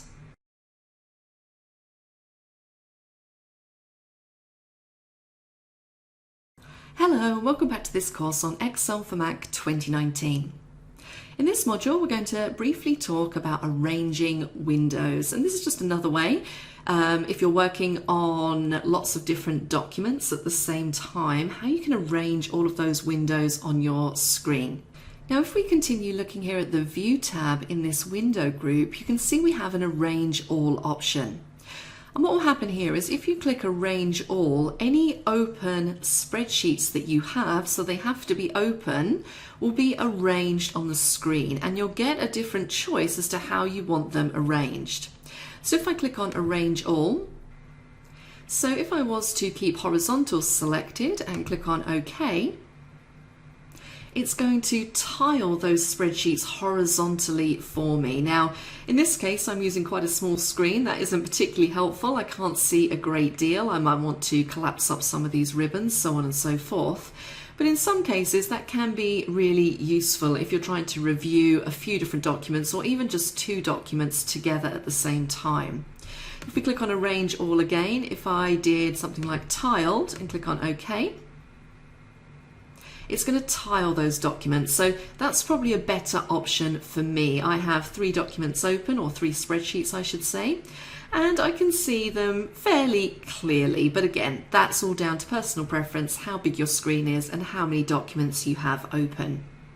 Now, once you have them tiled or arranged horizontally, all you need to do really to work on a specific spreadsheet is just go and maximize it again. So again, I'm going up to this little green button in this traffic light system that we have up on the left-hand side, and I'm just going to click to maximize that back out. So don't forget about that, the arrange all option, very useful if you want to see a few different spreadsheets at the same time. In the next module, we're going to be doing practice exercise 3, so I will see you over there.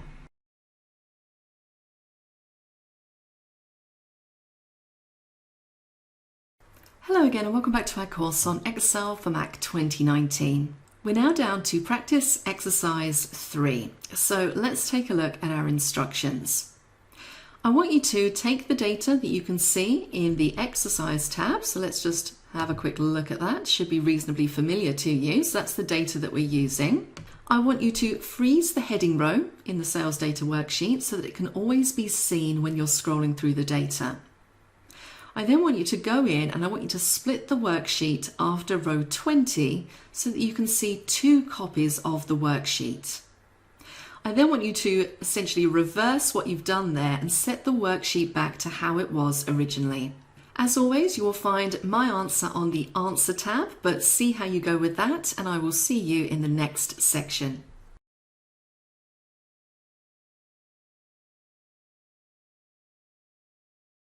Hello again, and welcome back to our course on Excel for Mac 2019. In this module, we're going to be discussing the important topic of headers and footers in your spreadsheet. Now, headers and footers can really give some structure to your worksheet, so they can be used to display important information about the worksheet, so things like page number or maybe date, maybe the title of the spreadsheet or the author, and other pieces of information. Now, you'll find all of your options for headers and footers again on the View ribbon. Now, unlike the Windows version of Excel, where there is a dedicated header and footer button, to find them in Excel for Mac, you need to go to Page Layout View. So on the View ribbon, which we're currently on, in this first group, we have Workbook views, and we're currently in Normal View. This is the general view you would use to work within your spreadsheets. But we also have a Page Layout View, so let's jump into there. Now, what you'll see here is that Excel has essentially put my document as if I was about to print it. So currently, if I was about to print this document, my data's kind of going to be spread across 2 different pages. Now, I don't particularly like it like that. I don't like having 2 columns cut off and put on the next page. It makes it very difficult for people to read. So I might have to make some changes to that, which I will do a little bit later on in the course. But for now, we're going to disregard that because we just want to focus in on how you can add headers and footers. And hopefully it should be reasonably obvious to you looking at these 2 pages. You can see at the top here, I have a little area that says Add Header. And if I scroll to the bottom, we have an Add Footer area. Now again, it depends if you want to have a header and a footer, or if you just want to have a header or just have a footer, or you might decide you don't want either, which is perfectly fine as well. However, we're going to add one. Now the first thing you can do is click in this Add Header area. And what you'll see happens is if you look up to your ribbons, you'll see that you now have what we call a contextual ribbon.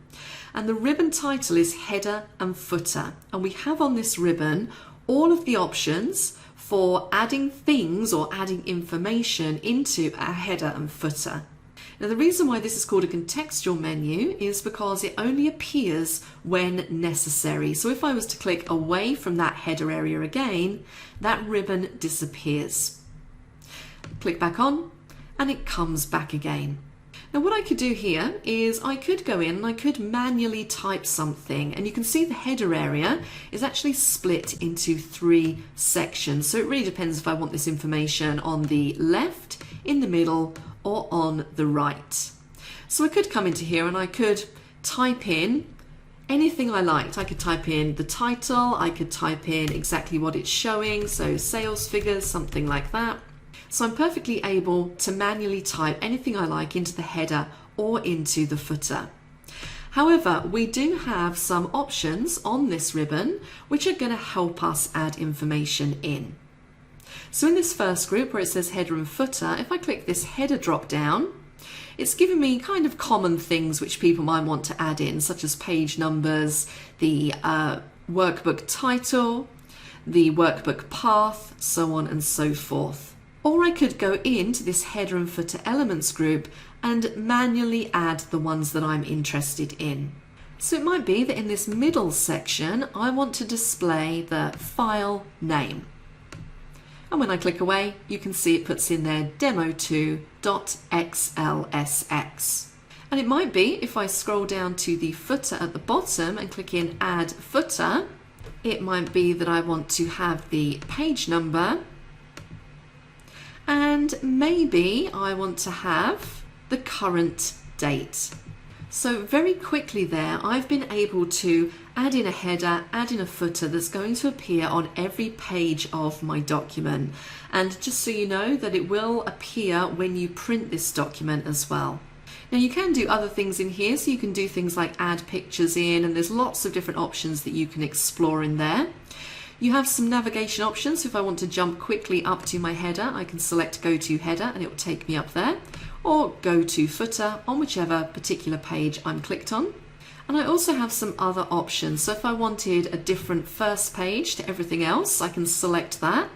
And you can see it removes the choices that I've made from this first page. And you can still see on this other page, it still has the title of the workbook listed at the top, but it's cleared everything out for me to add in something different on this first page. And I also have that same option for different odd and even pages. So it might be that maybe you only want page numbers on the odd pages, something along those lines. That is when you would utilize these options.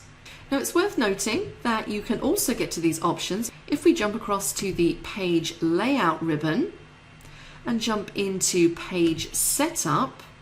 You'll see that we have a section here for header and footer as well. So this is where you can really go in and design it as you want. So if I go into custom header, I can choose exactly what I want in the left section, in the center and on the right. But to be honest, these buttons are the ones that are available on that header and footer ribbon that I showed you earlier. It's just a different way of doing it, but it's virtually the same options. But just so you're aware that you have that option in page setup as well.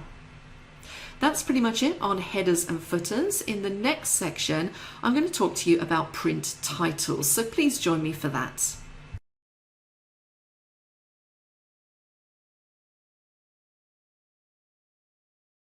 Hello again and welcome back to my course on Excel for Mac 2019. In this module, I'm going to briefly talk to you about print titles. Now, you might be wondering what that is. Well, it's the header row or rows you want to repeat at the top of each page when you print it. Now, I think I'm going to be able to explain this better if I show you what it looks like before we turn on this option.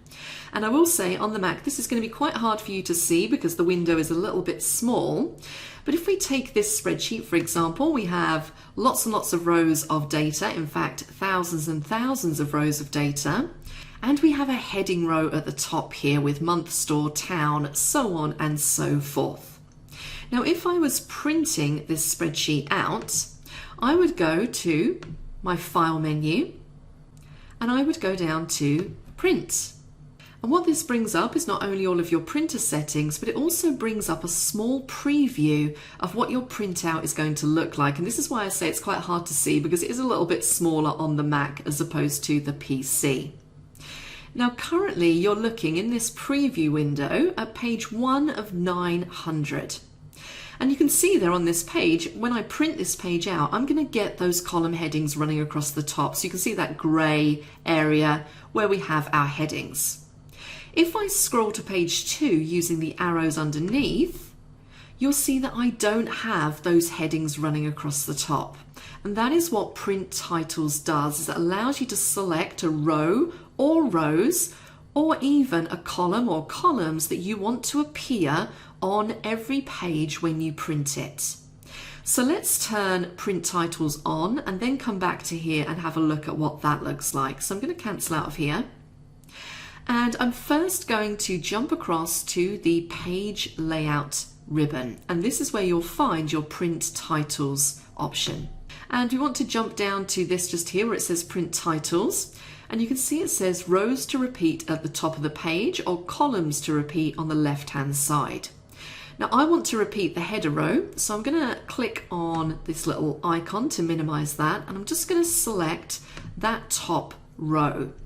And when you have something that looks like this, so $1, $1, it just means that we've selected the entire first row. And I'm going to click on OK.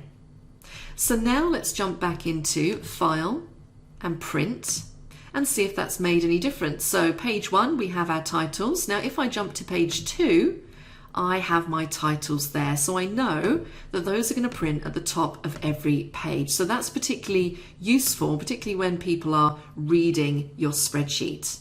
So that's it on print titles. In the next module, I'm going to talk to you about how you can add comments into your spreadsheet. So please join me for that.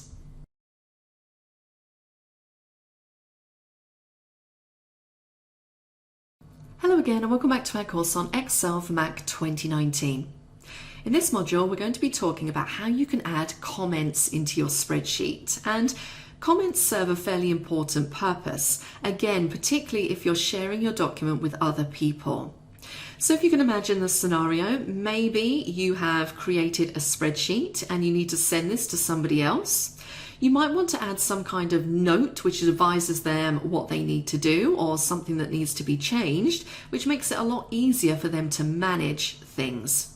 And with comments, you can add the comment in, and then if I was the person receiving the document with all of these comments in, once I've fixed them or made the required changes, I can essentially resolve that comment. So it's a really nice way of managing changes and updates to your spreadsheets.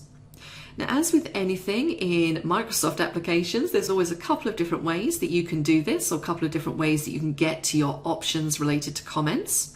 So let's take a look at them. The first way that you can add a comment is by jumping across to the Insert ribbon.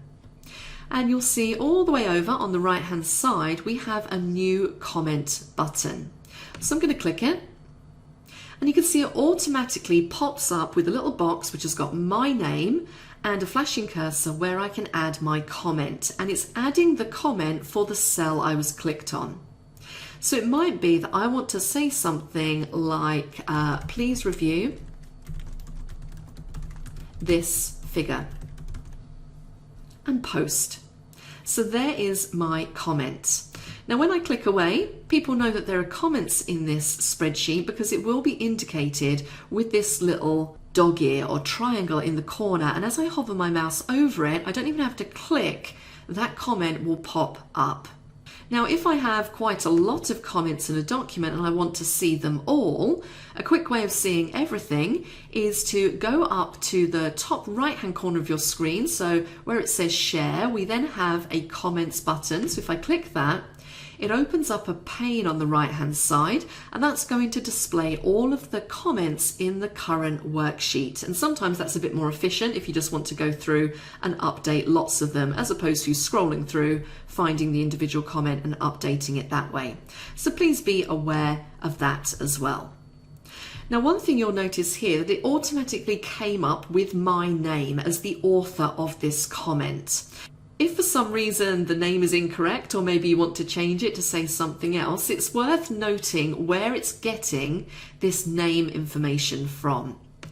You'll find that in Properties. So if you go to File and down to Properties, and if we go to Summary, you'll see there it's got my name as the author. So any comments that I add are going to be added underneath my name.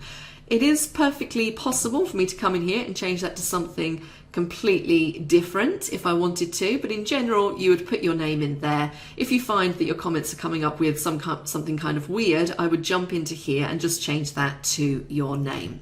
Now some options that you have when it comes to comments, I have these three little dots in the top corner, And I can choose to delete this thread or resolve thread. Now it says thread because people can reply to these comments. So I've made my comment, I might send this to my colleague Adam, and then he might add a reply to this comment. So what it means by thread is just everything in the conversation essentially. So I could say resolve. So if we've managed to fix the issue or do the required update, I can resolve the thread.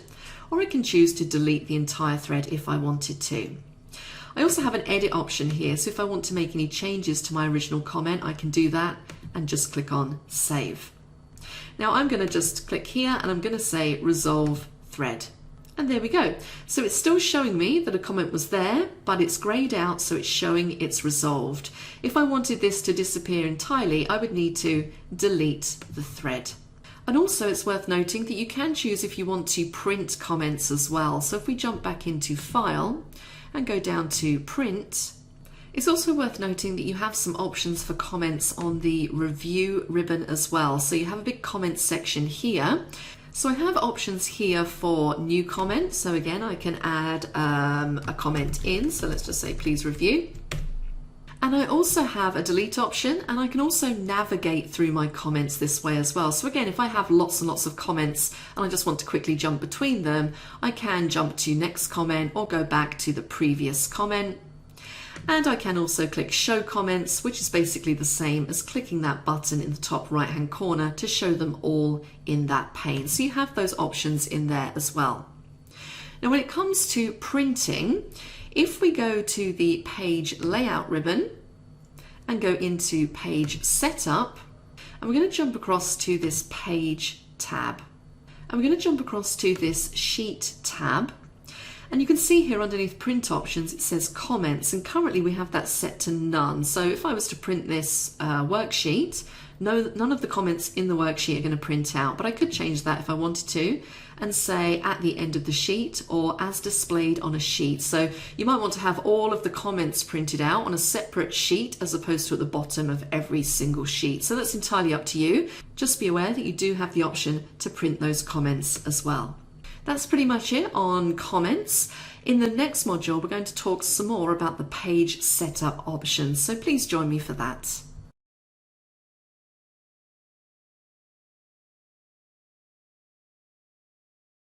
Hello again and welcome back to our course on Excel for Mac 2019. In this module, we're going to explore just some of those remaining page setup options that we haven't covered yet. So we're staying on the page layout ribbon. So the group that we're focusing in on here is this big group in the middle, page setup, because we have lots of different options here which we haven't explored yet. So the first one is margins. And this relates to the amount of space that you have down each side of the page when you print it out. And by default, you will have normal margins set, and you can see those highlighted in green just there. You could, however, choose to have a wide margin, and you can see the sizes of those. So it's about 1 inch on each side and also top and bottom. Or if you're trying to squeeze a little bit more onto your page when you're printing, you have narrow options as well. Alternatively, if you don't like any of those, you can go into custom margins and you can manually define how much margin or how much header and footer or space at the top and bottom you want. So what I'm actually going to do here is I am going to use one of those defaults, and I'm going to say I want narrow margins. The next option along is the orientation, and this pretty much speaks for itself whether you want to print it out in portrait or landscape. Now, if you remember previously, it was cutting off 2 columns when I was going to print. So this spreadsheet in particular is probably going to be better in landscape view. So I'm going to flip that around. And what I can see now is that in my spreadsheet, it's very faint, but just after column I have this dotted line, and that's showing me where that page break is going to be. So I can now feel happy that when I print this, it's going to have all of my columns on a page. It's not going to be split across 2 pages. I then have some sizing options, so I can choose a particular size of paper that I'm using. Now in the UK, the most common paper size here is A4, which is the default that I have selected. But if you're in the US or elsewhere, you might want to select something else from this list just to make sure you're getting the right amount of space and everything is adjusted for the paper size that you use. We then have a print area option, and this is maybe you just want to print a certain section of your spreadsheet.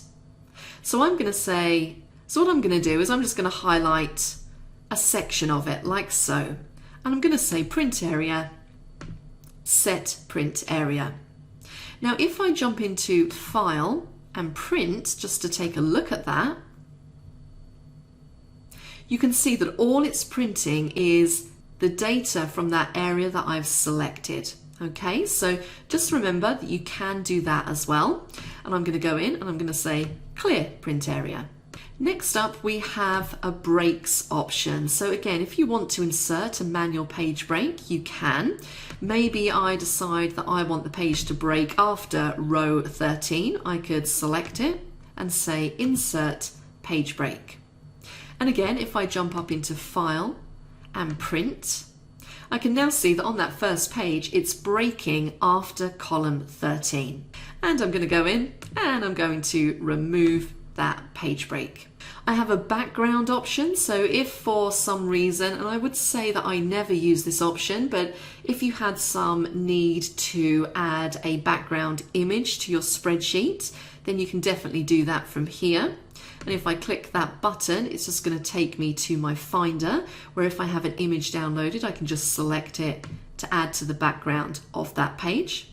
And we've already looked at print titles. And then we have our page setup options, and you can see in here that a lot of these are repeated. So we have page, we have margins, we have our header and footer area, and we also have our sheet area. And we have been in these as we've been going through the course. One thing to mention in the margins area is you also have these options to center on page. So you can see currently my data is kind of shifted over a little bit to the left-hand side. I could choose to center it horizontally on the page, and you can see how that moves my data across, or vertically on the page as well. So again, don't forget about those other little options that you have. Definitely worth jumping in and having a play around with those and then going into print preview and seeing what that looks like. That's it for page setup options. In the next module, I'm going to talk you through the options you have when it actually comes to printing your workbooks. So please join me for that.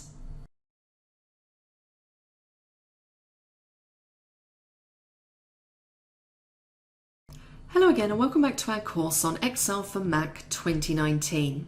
In this module, we're going to be taking a look at printing workbooks, and a lot of these options we've already covered, but I want to make sure that you understand all the different options you have when it comes to printing. So what I'm going to do is I'm going to say that I want to print this particular spreadsheet, and I'm going to jump straight up to File, and I'm going to go down to Print. So a whole host of options that we can change in here. So let's just run through them to make sure that you understand what's going on. Now at the top we have our default printer. Now I would say if you don't have a printer attached, then you'll see nothing in there. But if you do, you'll be able to, or if you have more than one, you'll be able to make the selection of your printer through there, or you can choose to set up your printer directly from here as well. So always make sure that that has the printer that you're connected to listed in it. When it comes to presets, we have default settings. So if this is set to default, what this essentially means is it's going to use the paper and it's going to adjust its settings regarding the default paper or the default settings that you have in your printer. So most of the time, default settings is going to be what you want to see in here. You can manually type in how many copies you want printed out, and you can also select if you want two-sided printing. Now, if you didn't want to print all of your pages, like for me, for example, this is a very, very long spreadsheet, so I'm probably going to have thousands of pages. If I was just interested in maybe the first 3, I could choose to select my page number. So I might want to say from 1 to 3 in here. I get to choose my paper size. As I said, in the UK, the default paper size is A4, but you have numerous different options you can select in there. And you also have a choice of your orientation, so portrait or landscape. I can then choose if I want to print the active sheets, the entire workbook, or just a selection. And we've seen before with the selection, I could go in and I could just select a few cells, come into print and say just print the cells I've got selected. So that's what would happen here. The default again is active sheets, so it's going to print out the sheet that I'm on. But if I had lots of different worksheets, I could choose to print the entire workbook, which would include all of those worksheets. I have some scaling options at the bottom, so scale to fit. I actually don't need to turn these on because I've already made some adjustments, but you can come in here and specify exactly how many pages in width and how many pages in height you want, but I'm going to turn that option off for now. You then have on the left-hand side, you have a little preview of what that printout's going to look like. As I said, it is quite small, so sometimes quite difficult to see any granular changes. And you can also scroll through the number of pages. So you can see I have a lot, 696.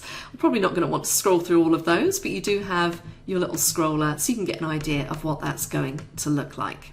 And that is it. So once you've made your changes just here, you just come down to the bottom and you click on print and away it goes. So that's all I really wanted to go through when it comes to printing.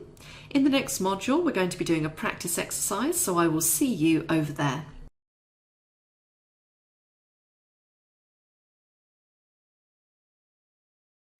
Hello again and welcome back to our course on Excel for Mac 2019. We're now down to practice exercise 4, and the actual exercise data should be data that you're fairly familiar with. We've used it in the last couple of practice exercises, but what I want you to do this time is something a bit different. So I'd like you to go into that particular worksheet and I'd like you to add a header that displays the file name. And I want you to make sure that the file name information is displayed in the center part of the header. I then want you to jump down and add a footer into the same sales worksheet. I want you to display the page number in the right part of the footer and the date in the left part. I then want you to go in and set up the worksheet so that the headings print on each page. And then finally, I'd like you to add a comment into cell H7 that just says, please review this figure. Hopefully, with everything that you've learnt in this section, that shouldn't be too difficult to do. But if you do get stuck or if you just want to check your answer, please jump across to the Answer tab at the bottom. That's it for this exercise. I will see you in the next section.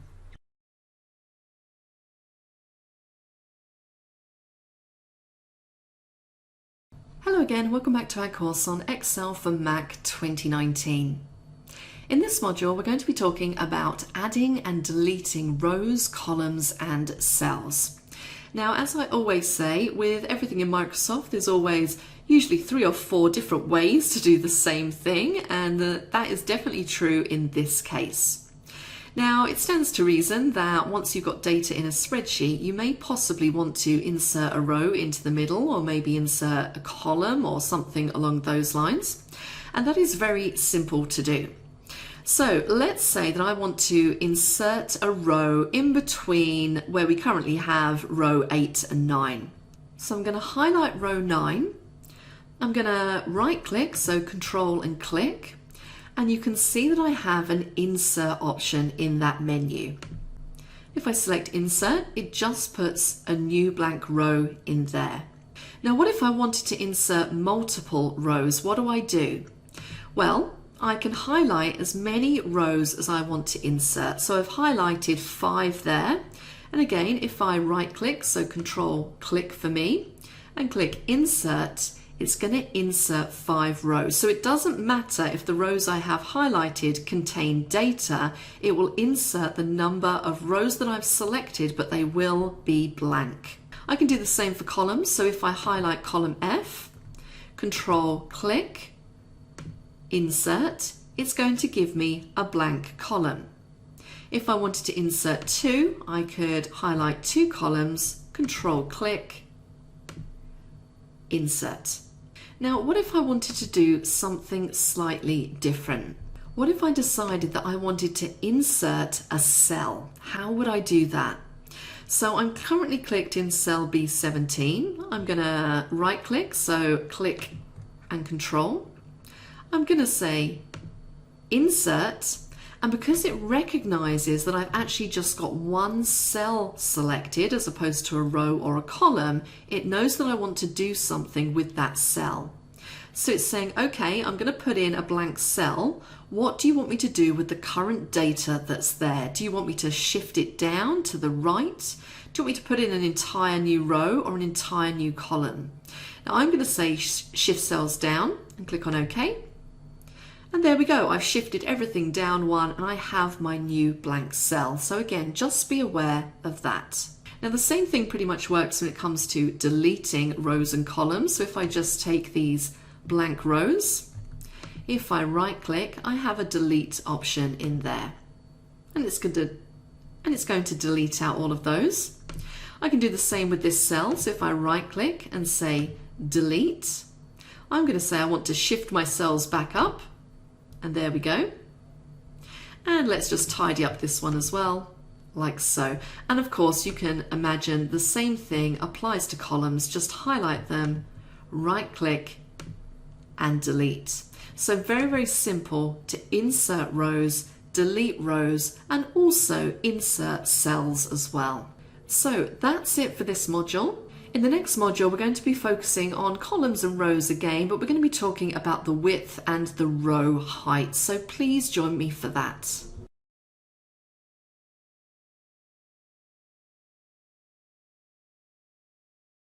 Hello again and welcome back to our course on Excel for Mac 2019.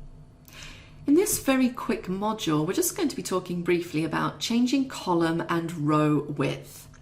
Now, there's a few different ways that this can be done, and as you can see here, I've made a few strange changes to my spreadsheet. What I've actually done is I've just collapsed up some of these rows so that you can't really see the information that's in there. And this may look a little bit contrived, which I have to be honest, it is, but in the real world, particularly if you do things like importing data from external sources, so maybe you import a file every week from a database, sometimes the data, when it comes into Excel, looks a little bit like this. It doesn't always adjust the row and column heights and get it quite correct. So sometimes you might need to make some manual adjustments. Now here I can see that I have quite a few columns that need to be widened out so that I can see all of the information in those columns.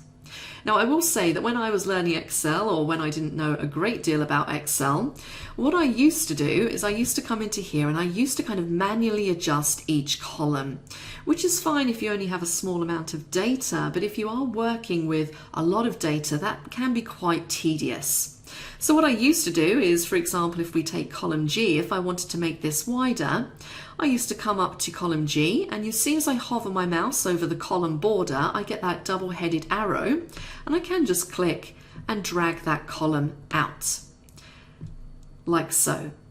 Now that's absolutely fine, but a much more efficient way of doing that, if I just collapse that back up, and a much more efficient way because it ensures that I widen it to the length of the longest item in that column, is just to come up here and double click as opposed to dragging. And that will auto size that column for me. Now, if I have a lot of columns like that, and you can see here I do have a few, instead of doing them all individually, all I need to do is highlight all of the columns like so, and double click on any of these column boundaries. So if I just double click here, it's going to widen all of those columns that I have selected in one go. So that's a great time-saving feature. Now, if you need to have a specific column width or maybe a specific column height, you do have options for that as well. So if I highlight, just for example, row 5 here, if I right click my mouse, so control click for me, I have an option for row height. And this is where I can come in and I can adjust that to anything that I want. So if I was to say something like 25, you can see it's adjusted that to 25. And again, if I wanted to do all rows, I could select them all and make them the same as that. It works the same for columns. So again, if I was to select maybe these 4 columns, right click, I now get column width. And again, I could come in here and I could type something like 50, and that makes them super wide. Okay, so you do have some control over it. You do have those manual adjustment options. And also one thing that's worth pointing out is that everything I did for these columns you can do for rows as well. So if I wanted to just manually drag a row height, I can do that also. That's it for row and column height. In the next module, we're going to do another practice exercise, so I will see you over there. Hello again and welcome back to my course on Excel for Mac 2019. We're now down to practice exercise 5. And again, the data we're using here, very familiar data. Let's look at our instructions for this exercise.